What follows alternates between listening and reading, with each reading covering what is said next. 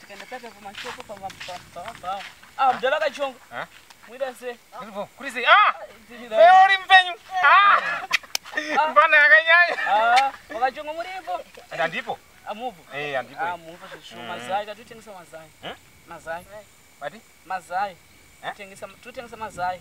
Mazai. Wati? Tutengesa Mazai. Tutengesa Mazai. Nini? Kumarani kunoku? Mazai pana tinawo. Vari vangani? Akawanda Mazai. Papa vanogona kunetse papa. Anetse. Mazai mkuziva kuti kumba mune mhuri kama tenga Mazai munobika wete muriwa mumwesa muboilisa wa Mazai makeni. Ya, zvoda kugarirwa pasi. Zvoda kugarirwa pasi. Achingotipa mari pietu manje udamboenda pabhawo pepa pane zvidhako ndonofara Mazai akaboiliswa. Tudaro? Amene unozoona usei? Tenga Mazai. Tenga Mazai. Ina ndinyatsoziva. Unyasoziva. Ngoda tovunzawo vamwe. Akachipa $7 che. $7. Che? Mazai. Alright, the blue. And the white. The white. Pamwe mandi. Mandi.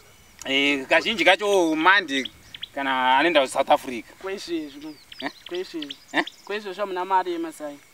Kuti vanoona muklasi kuchikoro.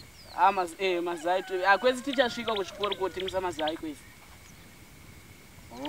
Vezvigireta vanenge voda kutoudzwa in time nori mvura yakanaya kutonaya kudaika. Zvinoda kutoona kuti zvino dzingatonyepa. Tikutoenda nako kuti kune zvigireta bosi vanofanira kuti Mazai saka tikungonovatengesera. Takapedza vatengesera mutotoenda kune zvigireta nepabhawa newe kuchikoro vana vanofanira Mazai. Teta kutoona musi weSunday paunopinda chechi. Manje kazhinji kacho vanopinda chechi Sunday. Musi weSunday nditengesi netoro chechi.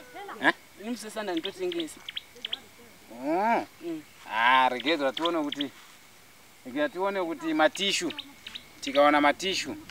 Tingashaya matishu.